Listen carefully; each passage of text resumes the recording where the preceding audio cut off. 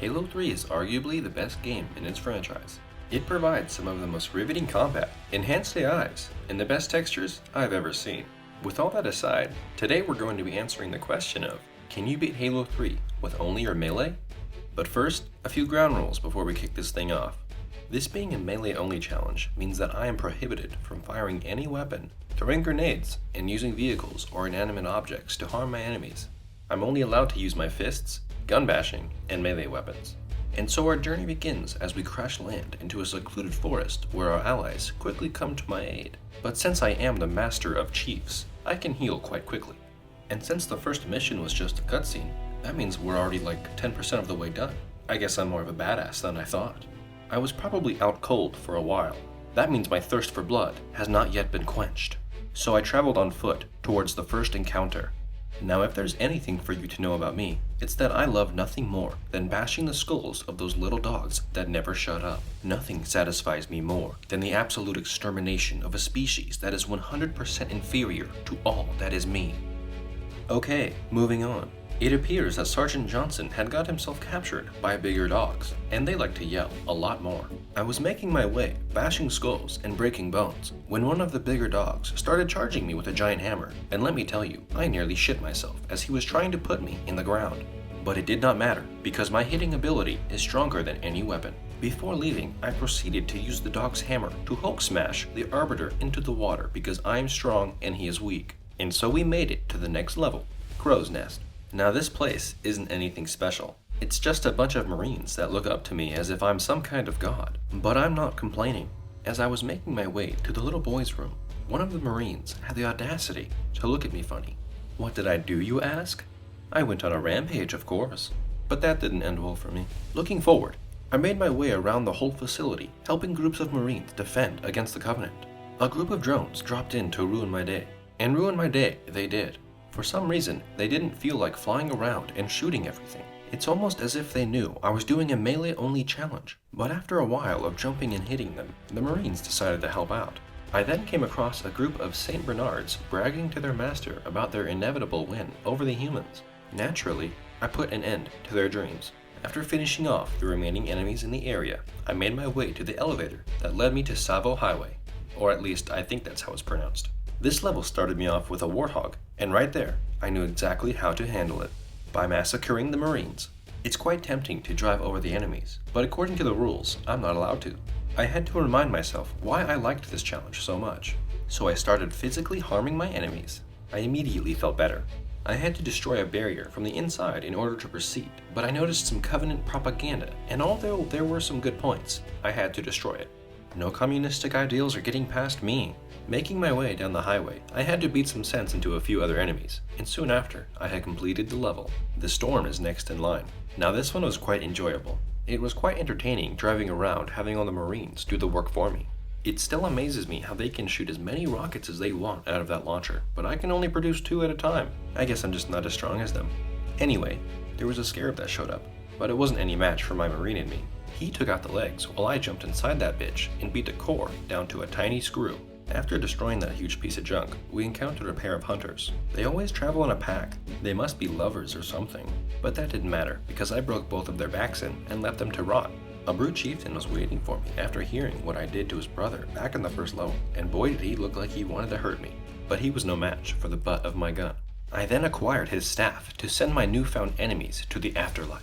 I could tell that they feared death by the taste of their sweet and savory blood.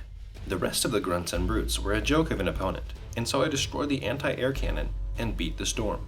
I finally made it to Floodgate, the first mission in which we encountered the Flood. The first time I saw them was when a group of Marines were having their bodies invaded by the zombie-like creatures. They were begging me to help, but I was curious to as how the parasite worked, and so I let them be the test subjects. After making sure they would never get up again, I came across a poor soul that needed saving, so I put him out of his misery. Soon after destroying a good amount of these creatures, I noticed a green-looking aroma secreting from their disgusting glands. Thus dawned a new nickname for them, Stinkies. I shall now call them Stinkies. Soon enough, Arbiter's homies showed up to help us finish off these Stinkies, and I couldn't be happier. I love when the humans and elites work together. Nothing says chemistry like aliens and humans coming together to defeat zombies. And so I jumped into the flood-infested ship and retrieved a recording of my AI girlfriend, Cortana. completing the level at the same time. Next we have the Ark, and this one was special because I got to work with ODST troopers. I love the way their armor looks. Once we took point overlooking the enemy, I could see all of the blacked out textures and the leader of a squadron.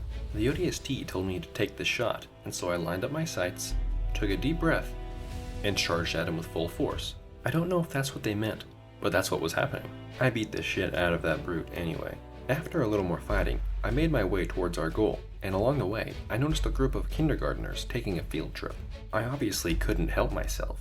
They looked so vulnerable, there was no way I couldn't destroy them. Once I made it to the rendezvous point, I was rewarded with a vehicle, and so I departed with a Marine on the turret to do the dirty work for me. It almost seemed like child's play at this point, but I'm not complaining. After we slaughtered a numerous amount of enemies, I made my way inside the Ark, leading my troops towards the bigger fight to come. I received a Warthog with a grenade launcher on the back of it, and I was quite excited. A Scarab appeared with the intent of tearing me to shreds, but I had other plans. I made sure to get in range for my gunner to take out the legs, and that's exactly what he did. I then hopped aboard and beat the core like there was no tomorrow. I then hopped back in my Hog and proceeded to take it inside with me to strike fear in the eyes of my enemies. They were no match for Zachary and his Warthog.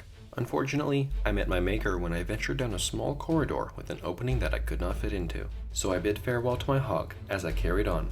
I then came across another brute chieftain and his bodyguards. I made quick work of the leader, and the lower ranks lost hope soon after that. Once the fight was finished, my backup arrived, and I had completed the Ark. We're moving at a pretty good pace here. The Covenant was the next mission in line for me. For some reason, I was given a larger gun. I don't know what they think I'm gonna do with it. My only plan was to smack the backs off of grunts as they run in circles, pleading for their lives. Once all of the screaming dogs were taken care of, I was given a gift from the gods, another Warthog.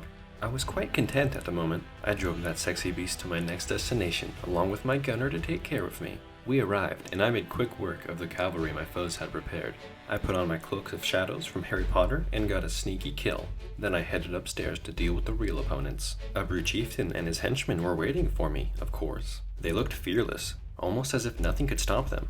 They were there to make sure that nobody got by them, not even a Spartan. But it seemed like I blinked and they were all dead. I pressed a button and my objective was complete.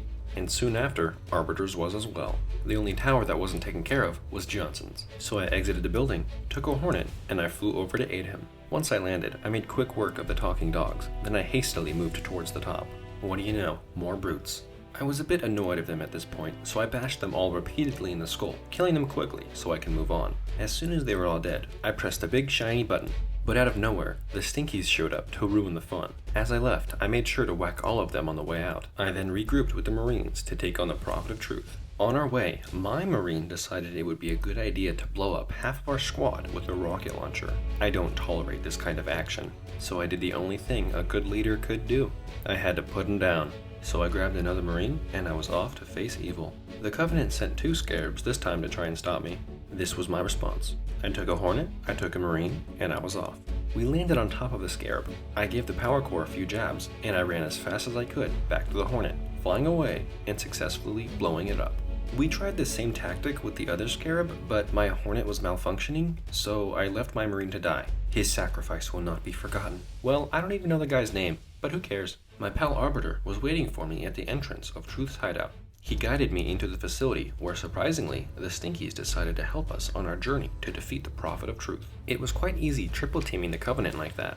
I mean, these brutes and grunts stood no chance. After we got there, we killed Truth and then needed to evacuate because the Flood had turned on us. But at least I had my buddy Arby. I meleeed as many stinky stinkertons as I could, and then I jumped down the laundry chute. The Covenant was then complete. On to the next mission, Cortana. Now this is the hub of all Stinkies. It's where big Stinkies, little Stinkies, and even medium-sized Stinkies reside. My goal is to venture deep down into the dark and smelly cave to retrieve my AI girlfriend Cortana. For the most part, killing these creatures was a breeze. I had an energy sword and a gravity hammer to guide me through these dark and scary times. I was making my way through the halls of this place, hitting enemies left and right without a care in the world, until I found her, my AI girlfriend. She was pretty excited to see me, and I guess I was too. But either way, we still needed to escape. She told me how to set the nest to self-destruct, and I did just that by destroying 3 pillars in order to set off a series of explosions. Once I completed the task, it was time to get the hell out of there before we were torn apart by the big kaboom.